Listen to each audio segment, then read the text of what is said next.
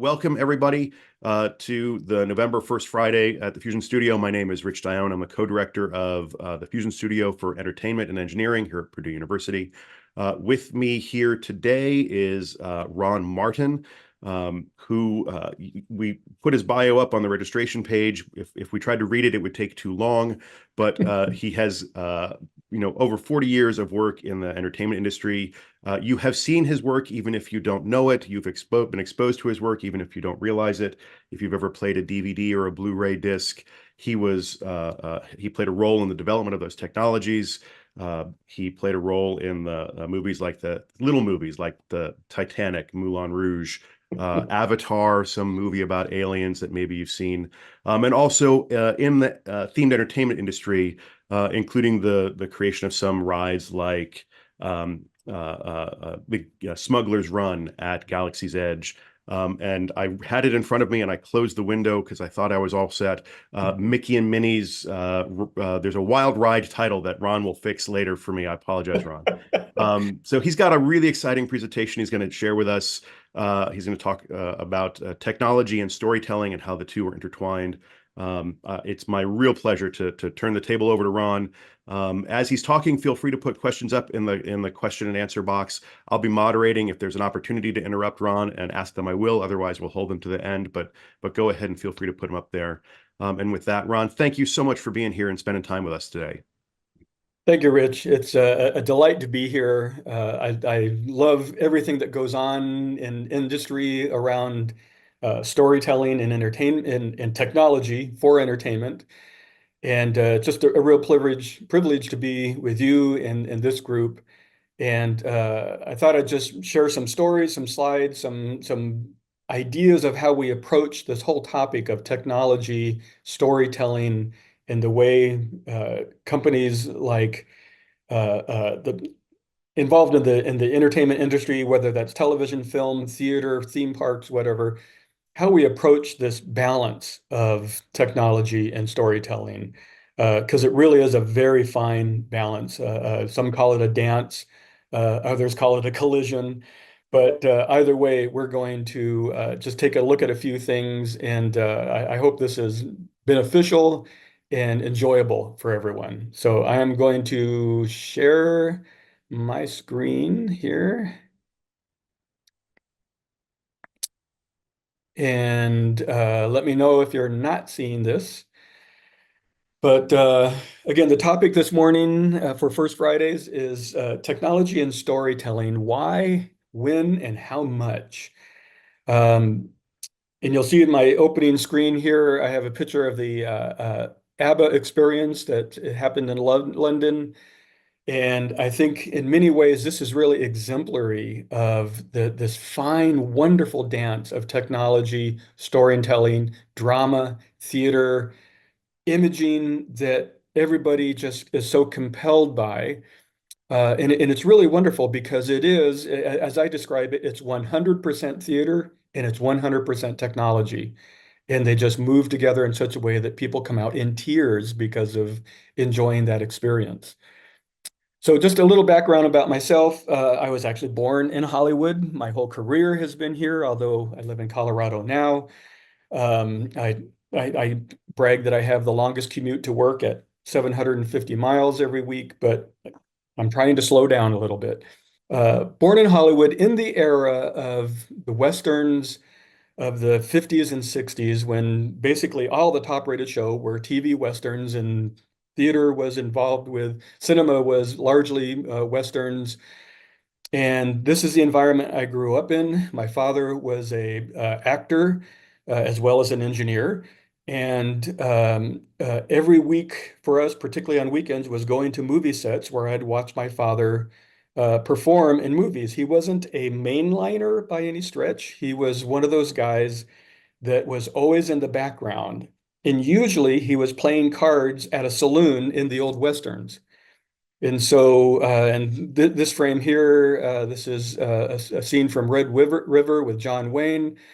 This one over here is Gunsmoke with Doug McClure and James Arness, who I knew as a child, Roy Rogers down here. In all of these, here's my dad way in the background. Again, in the background here, the Roy Rogers Group, there he is, way in the background. And right down there am I watching all this go down as a youngster in Hollywood, never giving it a second thought, and actually kind of declaring that I would just never go into entertainment as a career. But fast forward multiple years and lots of stories that we don't have time for. Uh, I actually went to architectural school and then school for electronics, and I actually found myself back into entertainment, into the television and film business, and wound up working for Universal Studios as vice president of engineering for Universal for 14 years. And that was during the era that Panasonic in Japan actually owned Universal.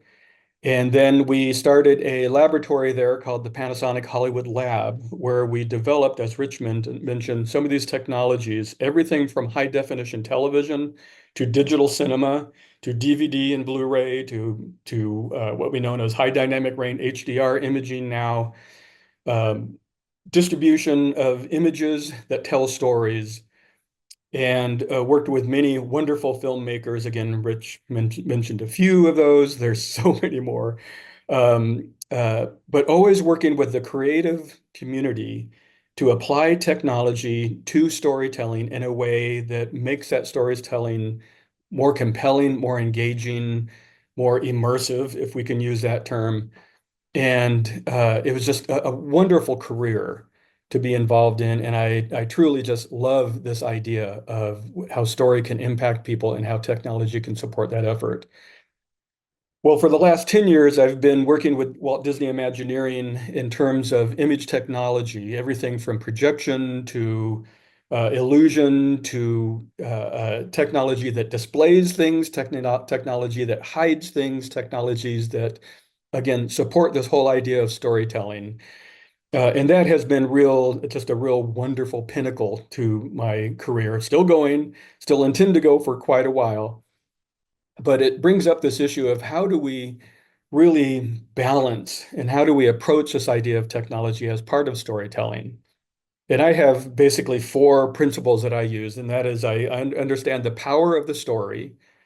I embrace the tools that can support the story, but I always maintain this balance of story. What I mean by balance in storytelling with technology is never do I want anybody to look at something and say, well, that was a great projector, or that was a great monitor, or that was a great motor.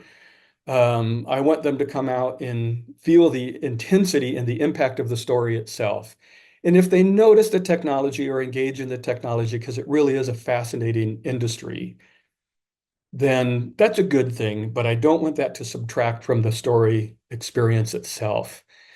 And then the final one is protect the goal of storytelling. And the goal of storytelling is where the creative powers behind the story, whether it's a writer, director, producer, artist, whatever, that their intent is maintained through the use of technology.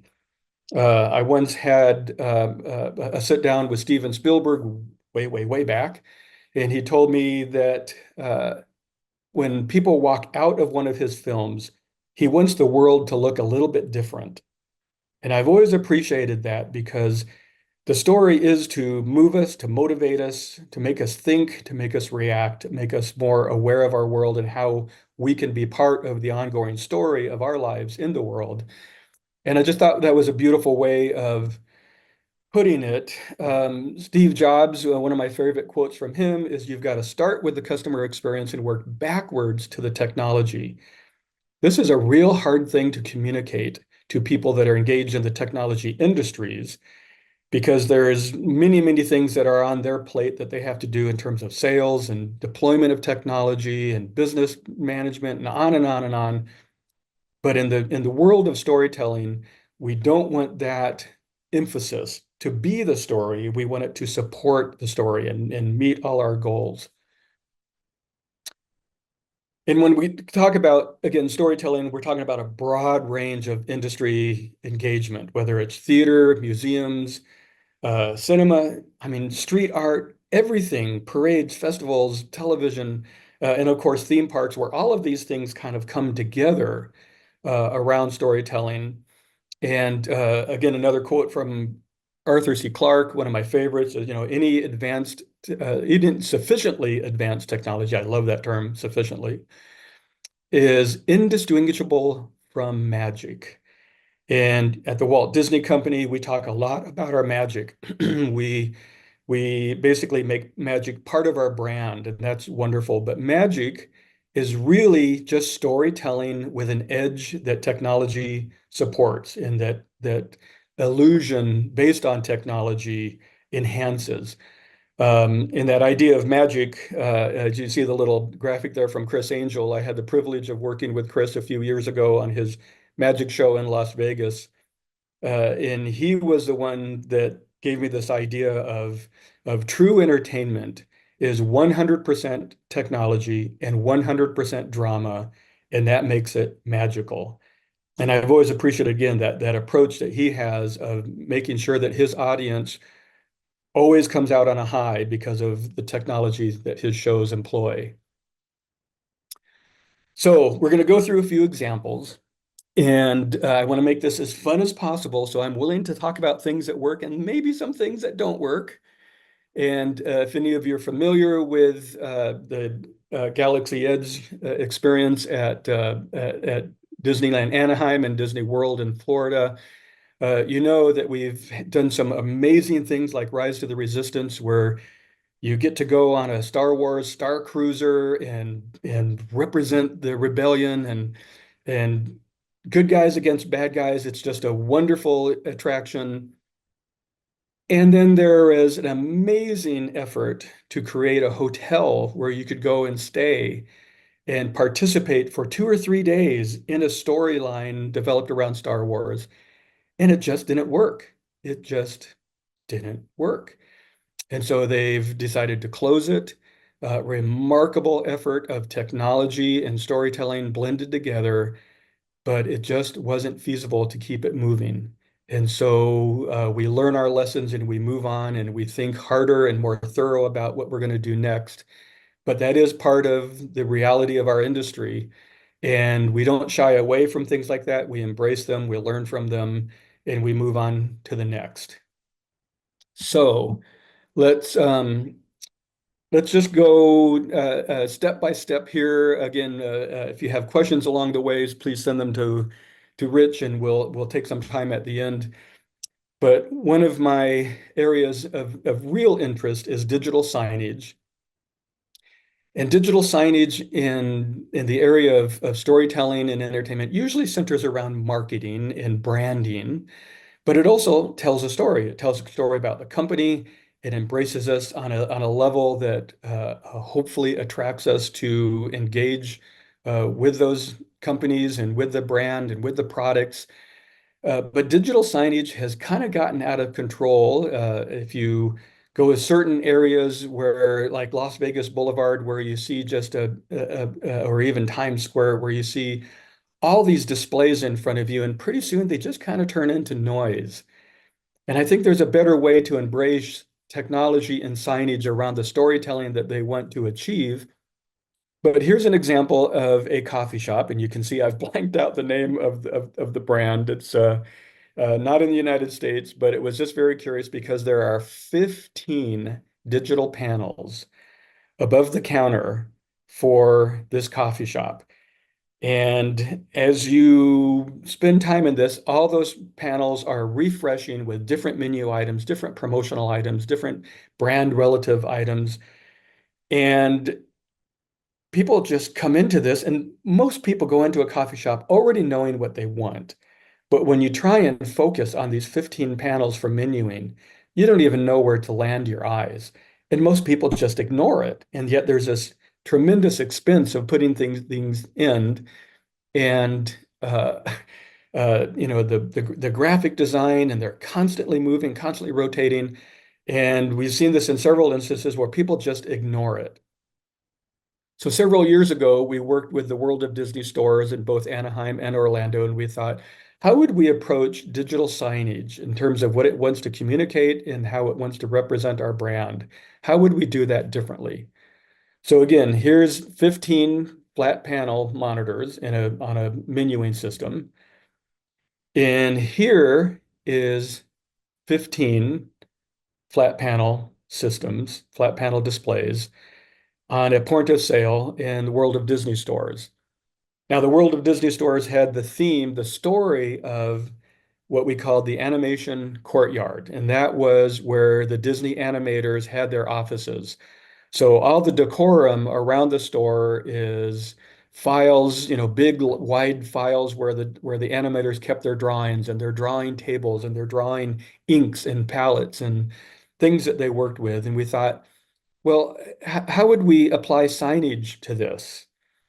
And so we came up with the idea of applying a little bit of magic based on technology to bring the art and the pigments for the animator alive and tell a little story. I mean, they're so obvious.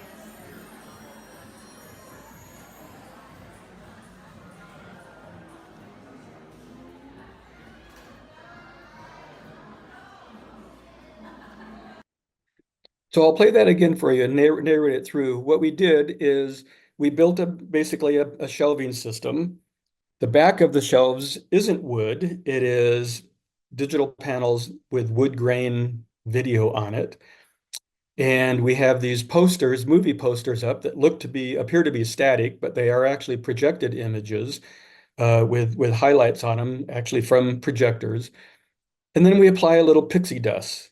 And so the pixie dust starts up here in the middle behind the pigment that is ultimately going to be applied to a canvas to make our story. We're going to animate that story, that pixie dust. It's going to travel around So obvious. and it's going to land on the poster that it created and show you that it was the artist's use of the pigment and the technology to tell his story. And we're honoring that by talking about the magic that we use to honor them.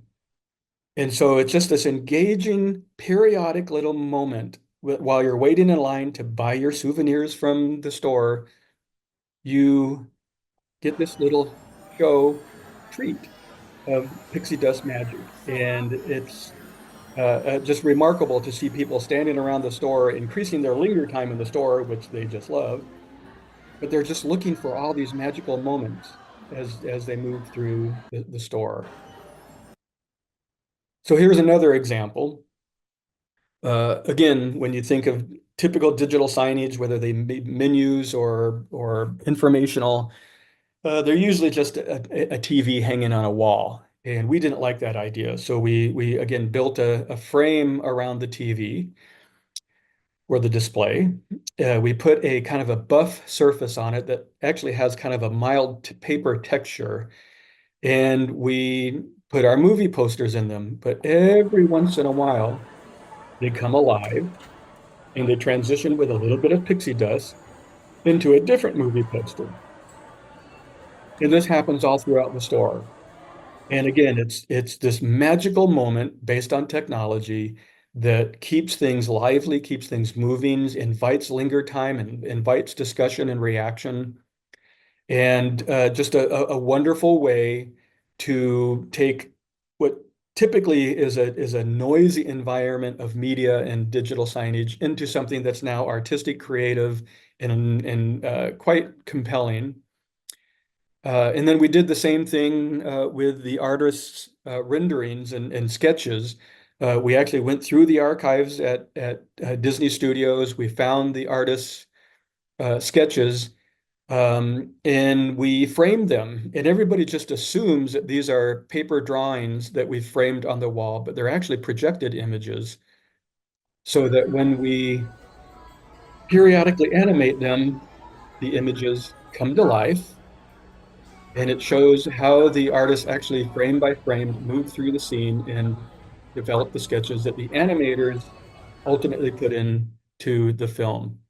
And everywhere you go, moving around the environment, you see these wonderful sketches. And people actually just stand there and take pictures of of the sketches themselves, and then they animate, and you get this surprised look in their face, like they've caused the magic. They've just engaged with the magic of what's going on. It's really just a delightful thing to watch. So that's the core, approach that we take to this idea of technology with telling these stories. We're honoring the artist, we're honoring the legacy of the company, but we're also engaging our guests in a different, unique kind of experience that is more than just a static display. We think about museums. I've done a lot of museum work over the years. I think everybody these days knows that museums face an incredible challenge because they're such a unique experience in so many ways. But in a culture that is so media intensive, museums really struggle to communicate more accurately with their guests these days. So here's just a little static that I thought was interesting. Again, a photographic museum, lots of things on the wall, and right over here, there's this little placard that maybe identifies the theme or the artist or uh, something about the display that you're seeing, and many people don't even see it. Nobody pays attention to it anymore because they're looking for the media highlights. And that turns into this little fellow who basically said, I'm done with you all. I'm just taking a nap. And he's got his little audio headset on there. And it's just a common story of how we're losing contact with our museum audiences. So we thought, how would we change that? And for those of you that might be familiar with the Team Lab efforts in Japan, a remarkable company that I had the privilege of working with on a project called Team Lab Borderless. And this is a museum where people line up in the morning to file through. And it's what we call a digital art museum, which means it is a walkthrough museum of experience based on media and graphics that never stop around you and actually engage with you as you move through their exhibits. So I'm just going to play this. I'll play this once and then we'll narrate through a little bit.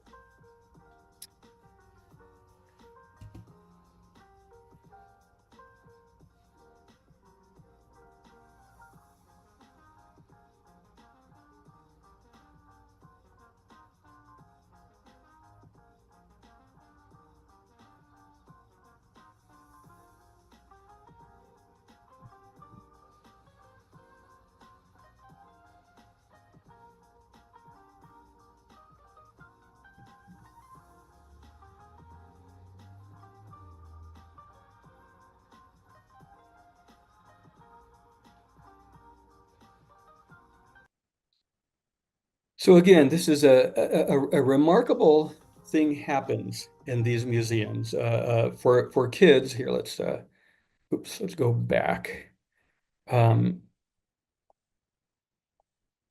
For kids, there's this area where you make your drawing and submit it through a computer, and it appears on the walls around you as you move through the environment.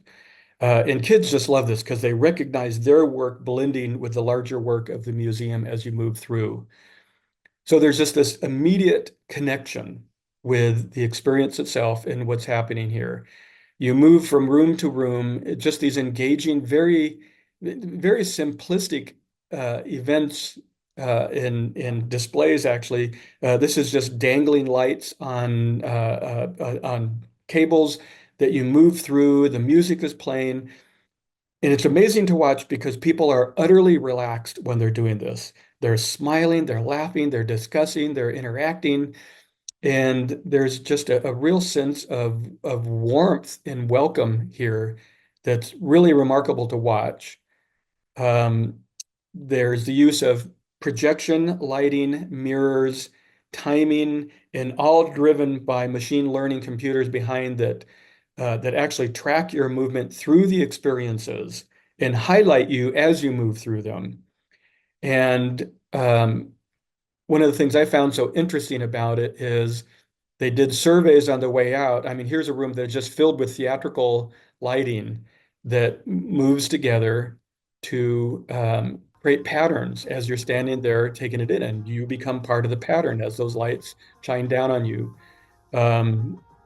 things where projection onto fog or onto a mist surface, animated characters, again, moving with you through the experience, projectors everywhere.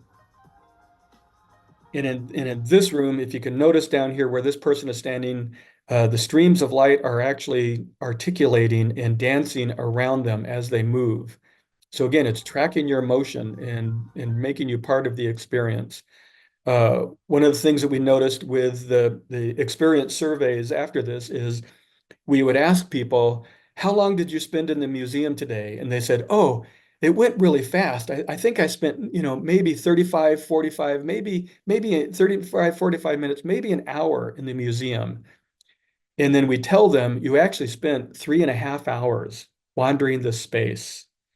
And they were stunned. They didn't realize they had been spending so much time in there because they were so engaged in the experience itself.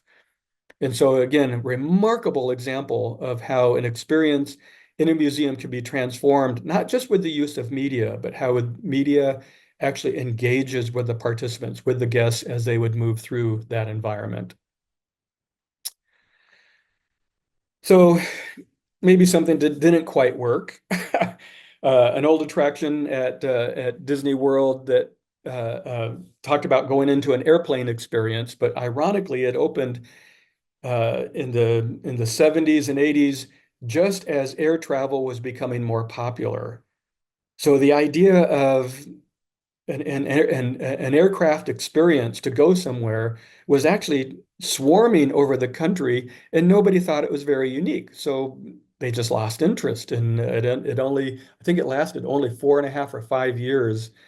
And we moved on to something else because we, kind of got behind the loop of what our guests were experiencing.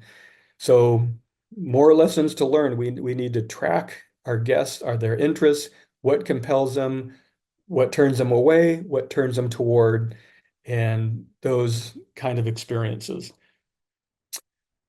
So next example, as Rich mentioned, this is a couple examples that I have here of Mickey and Minnie's Runaway Railway, both at Anaheim and Orlando, Disneyland and Disney World, respectively. And this was the first themed attraction after Mickey Mouse for the Disney company. It was just a delightful experience to work on, but it is really in many ways one of the penultimate blends of technology and storytelling, because the idea is Mickey and Minnie and their compadres are cartoon characters that live in a cartoon world where physics don't quite apply. So how would we take our guests into that world and engage with them on a way that they feel part of Mickey and Minnie's cartoon world, that wonderful animated world where physics don't quite apply?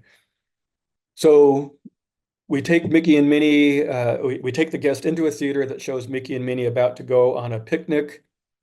They get on a train, and Goofy is the engineer of the train. And of course, with Goofy, we know nothing will go wrong. And so as the train pulls out of the station, it disconnects, the engine disconnects from the cars. Goofy goes one direction, and we on our cars go another direction. And we have scene after scene of cartoon chaos while we try and reconnect with Goofy. What I want you to notice about this is these scenes are gray with the normal lights on. These are gray surfaces with very little color and media on them. These are all very large projected cycloramas that transform as we move through. So you can see our autonomous moving vehicles here, remarkable technology, but not the star of the show, into these wonderful, colorful, engaging cartoon environments. And we're just moving through scene after scene with Mickey, with Minnie, trying to get back to Goofy in the engine. And so we have show action, we have lighting, we have wind turbines blowing. The tornado comes in and messes up everything in the environment. And then we go on our way to the next scene.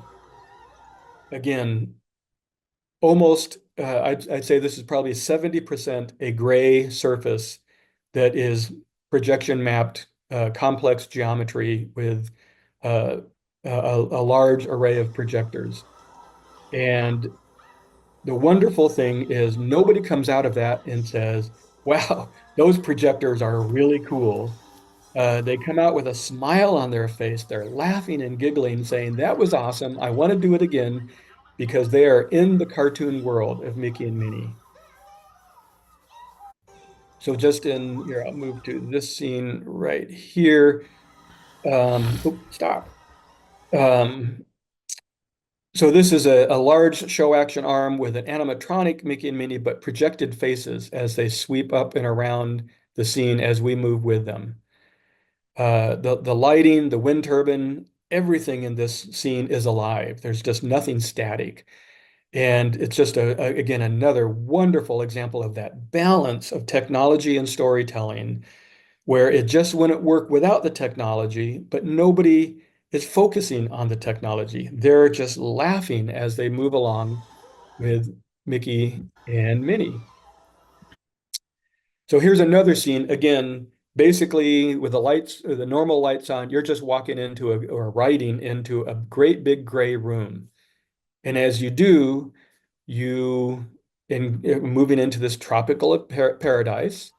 We're going to see a little show action and then some characters of Mickey and Minnie telling us the story. The room changes. We go into another small room and we're going to go following Mickey and Minnie right over the edge of the cliff, down the river, and splash in underwater.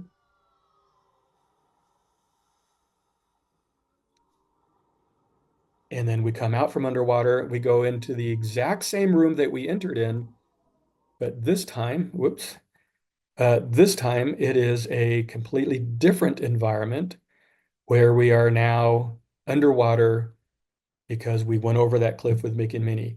Again, there is very little in this room other than gray surfaces that we projection map and transform because the technology in the media allows us to take you into three completely different environments in the exact same room and complete the story of Mickey and Minnie's adventure. So again, this wonderful blend of technology and storytelling. Back to digital signage a little bit. I wanted to, whoops, Mickey's telling me what time it is. Highlight a few things. Again, anytime I see a TV or a panel hanging on a wall, I just ignore it. And so I want to make every time we want to communicate through media a little bit more compelling. So in this case, we took a TV, we put a frame on it, and we actually put a kind of a buff plastic surface on it. We scattered a bunch of chalk dust on it, and we use it to tell a story. And so again, you can go right up and you can see there's real chalk there. You can actually write on this and erase it. But it is indeed a digital panel with some media that says, oh, I can erase that and I can add my message on there.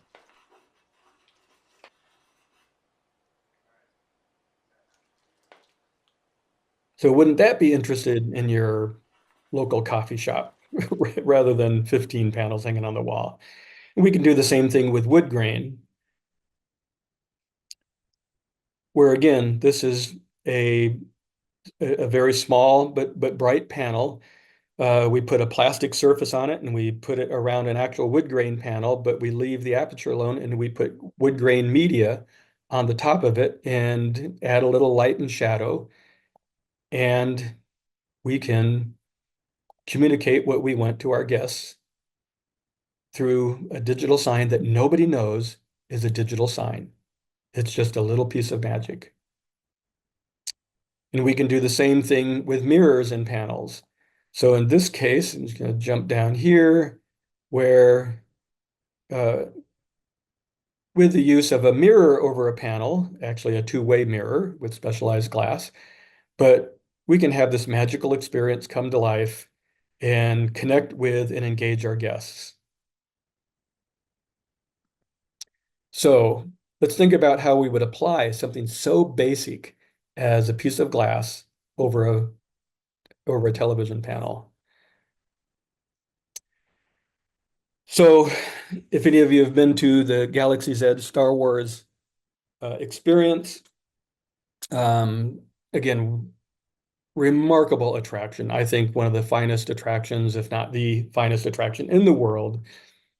But we have this scene where we're going to ask Rey to give us the message from the rebellion to introduce us to our adventure.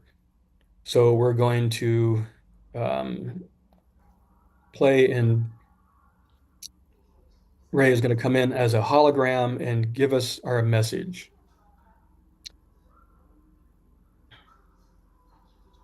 Right there in front of you.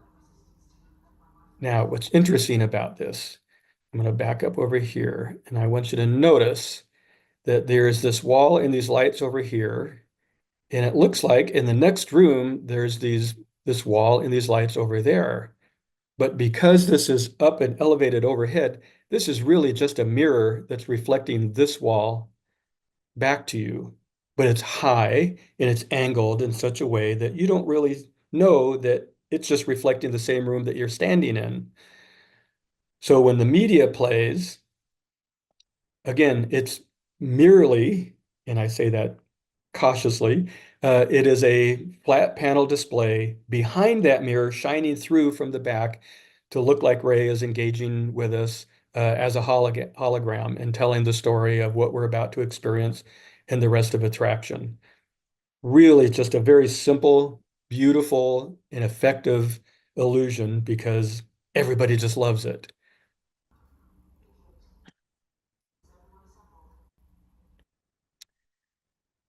Another favorite, and as Rich mentioned, I had the privilege of working on the Avatar film and working with Lightstorm Entertainment in the creation of just a remarkable film done in 3D, which we helped work on and standardize with Panasonic when I was with them, so that 3D, both in the cinema and in Blu-ray distribution for 3D television, could be deployed to audiences everywhere.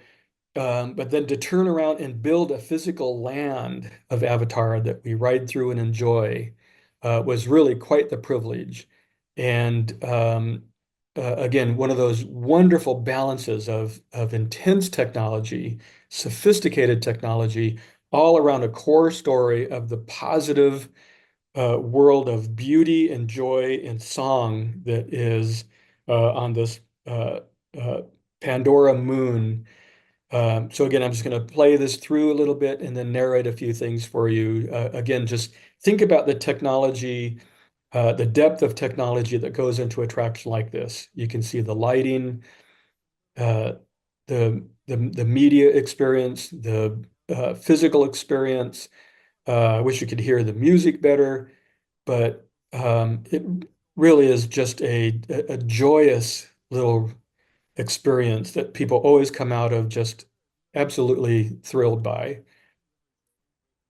Oop, that one we wasn't supposed to go to, so we're going to go to this one. So just a few comments here. This, for one thing, this character, the Shaman of Songs, toward the end of the ride is one of the most advanced animatronic characters, audio animatronic characters that Disney has ever produced. Very large, just a beautiful scene, very compelling. But you'll see for an animatronic character to raise their arms up and overhead is quite the challenge. And it's exactly what she does as we're moving through this attraction. But there's also a lot of media in here, again, technology with projection and multi-layered projection, so that this character, this critter here is walking across a tree branch. But you'll notice that it's kind of hard to see here, but as it walks across the branch, there are other things moving across the branch with it, and its feet are actually landing on the branch. But it is a media character that's projection mapped on the log and on the material that's above the log to look dimensional and engage again, the guest point of view, while we're able to see through this material into the background media that makes it look like we're looking into the depth of the world of Pandora in the background. So again, everything is alive, everything's moving. And here's one of my favorites because this is a water attraction. You're moving through a flume of water flowing gently through the environment. Again, a media surface up here, a media surface over the top, and a lovely little waterfall. But the truth is, the water line is down here. There is no water up here. This water is projected media on a surface that highlights the specular impact of the water. Whoops. And so, again, when you look at how this water is allegedly moving, and all we're doing is, sorry, I keep jumping backwards. All we're doing is bubbling the water in front of it down here and projecting the water above that line up here, complete with rocks and other media elements to it. And everybody comes out of this, and I've explained to several people, there is no waterfall there, and they get angry with me and tell me, yes, there is. And it's just a wonderful thing to engage with our guests on. Again, this incredible blend of technology, of storytelling, of lighting, of physical design, of very integrated and balanced approach, so that people come out just thinking they've been to this wonderful place, and not really saying that, that was, again, the best projection I ever saw. It was just a delightful experience. One closing thing here, then I think we're going to open up for some questions or other dialogue if you'd like to. Several years ago, Universal Osaka did a Christmas story, a Christmas nighttime show, a very large set, almost a football field in length. And the idea was to have this Christmas celebration with all this wonderful artwork and live characters. You'll notice down here, across here, this platform that runs across this level, another platform that runs up here.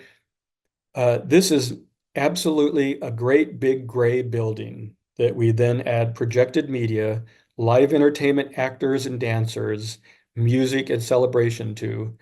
And I'm just going to play a clip for you, then we'll go back and look at a few things. But again, think about this balance of technology and story to celebrate Christmas.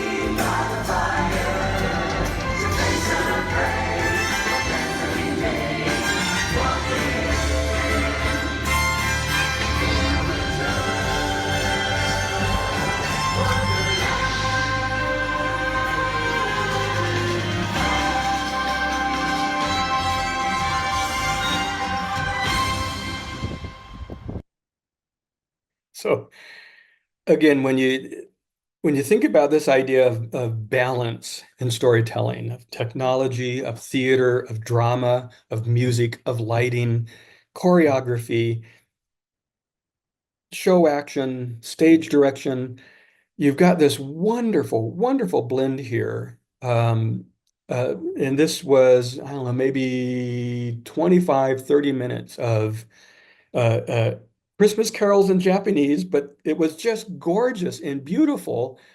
And at the end, up at the roof level up top here, 6 angels on lifting cranes come up to say goodbye to everybody and wish them a Merry Christmas. Again, wonderful theater, wonderful drama, everything combined. and nobody gave a second thought to the technology that drive it. They just absorbed it, they loved it, they lingered around it the longest time and talked about it, shared it on social media. Just a wonderful example of how technology can change everything if we just take a little bit of effort to time to think about it, to explore it, to do some very simple techniques, and sometimes some very complex techniques when we have the opportunity, but all with the idea of honoring the story, applying technology, and entertaining our guests. So that's all I have to share. I would love if there are any questions or Rich, anything you want to pursue with this, but I'm all yours. Ron, that was fantastic. As always, the times that we've had a chance to sit down and talk, I could just listen to you keep telling these sort of inside stories of all of these um, spectacle events and helping unpack how they're happening. Um, uh, and I have written down a bunch of questions, and I'm not sure which one I want to start with, but I think it actually connects to something that Rachel has put in the question and answer. Her question is, can you tell us about some common challenges you face turning a great concept with technology for storytelling into a real life experience? And I think that you should be able to talk about this, but if not, we'll pivot. But I remember I had the chance to walk around Disneyland with you this summer, which was kind of a once in a lifetime opportunity. And I won't say the name of the ride in case this is a spoiler that we're not allowed to have. But if not, you can talk about it. But I remember we were getting ready to go on one ride, and you got. I mean, part of what was great walking around with you in general was how excited you get about the different kinds of technology and how it connects to the storytelling, which is just amazing. And you got really, really excited about the use of one really sort of very old, practical, theatrical technique in one of the ride experiences called Pepper's Ghost. So if you're a theater person watching, you know immediately what that is. But you might, if you're not a theater person, Ron, if you can talk about that thing and talk about Pepper's Ghost, because I think it ties into kind of a thread in this whole thing. So do you mind sort of unpacking that a little bit? Yeah, not at all. Pepper's Ghost is probably the most common, even though maybe people don't realize it, but the most common experience that theater uses and theme parks have been using for a very long time in multiple areas. Kind of the evolution of it is that mirror idea of having a mirror that's reflecting something back to you and putting a monitor behind it that shines through with a completely different experience. But Pepper's Ghost is basically the use of mirrors and translucency to reflect things that are off stage so that people viewing the stage can see them. I should have grabbed a few examples here, but it's been around a very long time. And again, if we look at Disney, I'm sure, at least I hope, everybody has been to the Haunted Mansion in one form or another, at one time or another, and gone through that wonderful dining room gallery where all the dancer ghosts are in the in the grand hall, and as you move through, you're seeing their ghostly images dancing and appearing and disappearing. Um, uh, uh, Real time as you're moving through. And it's a very simple illusion, but it's such a great illusion, again, because it's so popular and it's so simple, but it's basically just a reflective surface that's angled away from you and then pointing at something different. And I've always been engaged in trying to find new ways to use that and support that storytelling element. And I just think it's just so basic and so clever that it's just a remarkable impact. And watch how people, after all these years, and as many times as I go to the park, I almost always ride attractions just to review the attraction technically, but also to gauge the audience response to it. And again, going back to Haunted Mansion, that's the one scene where everybody's breath goes away every time, even though they've seen it 50 times before. They just soak it up. And I think there's that wonderful experience because it's so large on the one hand, it's so grand in so many ways, but it just shows the cleverness of how we engage, in that case, very simple technology, the use of illusion and optics to create an experience that just keep people coming back. And yeah,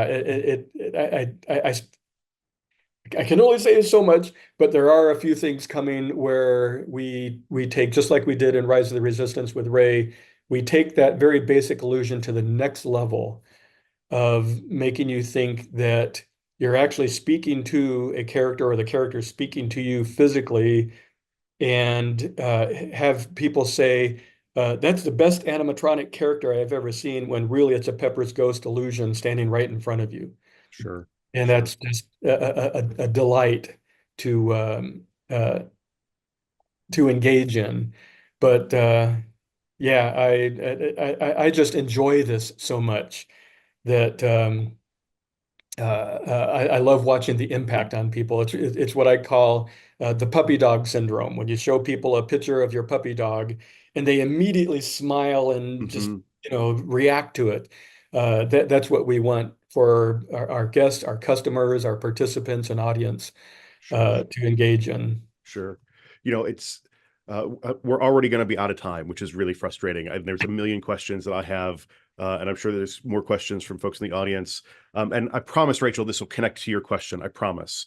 Um, I imagine there's a part of my brain as you were talking today that was imagining when someone writes your biography, Mhm. and starts to knit together your experiences. I was thinking about this little boy uh, on the movie sets of the 50s, watching as basically theater artists were using theatrical techniques to create the illusions on film. So, like these giant painted matte backgrounds, right? Other sorts of misdirection techniques, Mhm. and stunt work, and taking theater tricks and making beautiful movie things with it.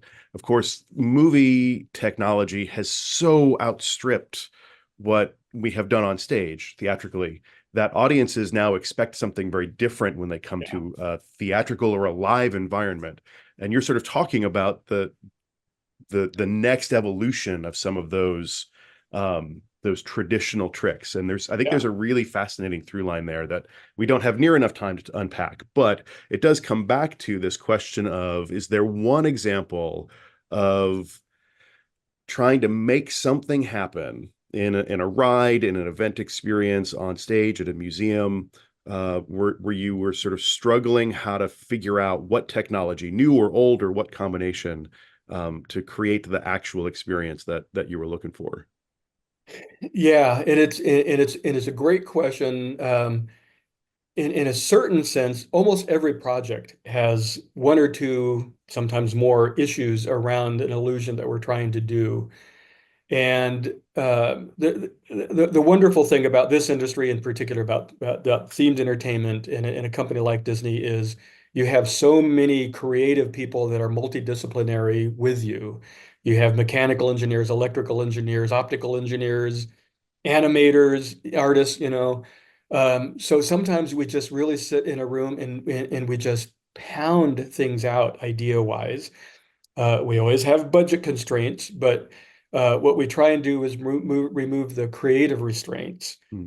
And probably a good example of that was that example of Avatar, of Pandora, where we had a primary character in the foreground, that animal, moving across the tree log, but we still wanted to see the background characters, but we didn't have enough, really enough brightness to equally portray them.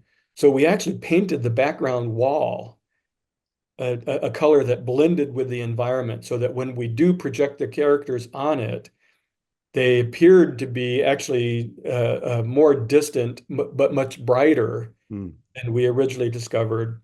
And so again, the idea there was what was a scene that we thought we were going to have to give up on.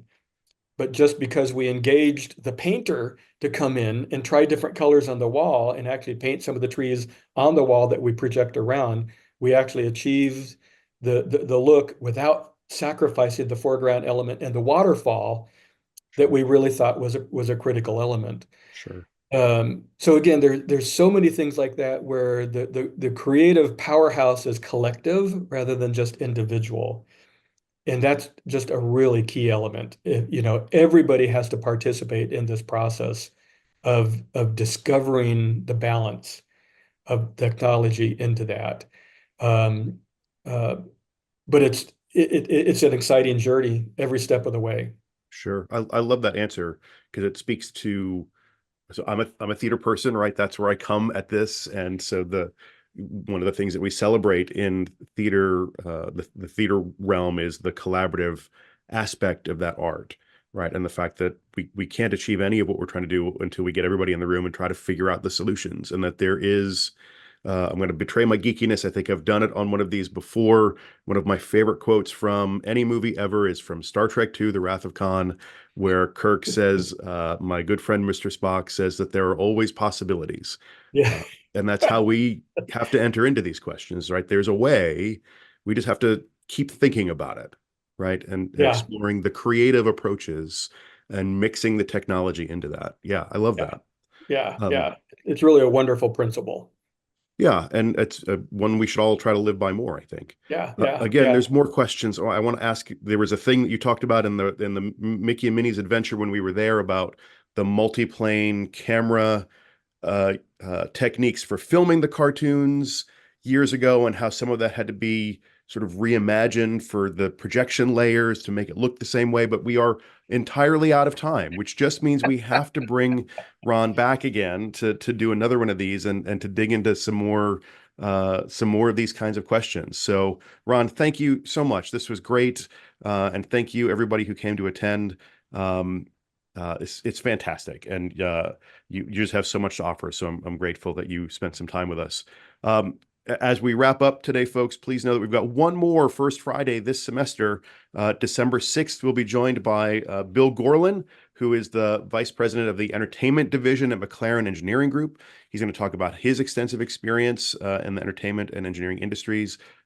He's a graduate of Cornell University and a registered professional engineer in 26 states, which I'm going to imagine, because I want to believe this, means he had to take some really hard exam 26 times and pass it every single time. But he has 38 years of experience in rigging for the entertainment industry. He is a member of the ESTA Rigging Working Group and has served on task groups for performer flying and temporary structures. There's a longer bio that's available on the registration site, which the link for which should be up and available on social media posting next week. So please register for that. I think it's going to be a great time. Again, Ron, thank you so much. Amazing. My pleasure. Thanks for Awesome. having me. This is awesome. This was great. With that, folks, we're going to let you go about the rest of your day, and we'll see you in about a month. Thanks so much.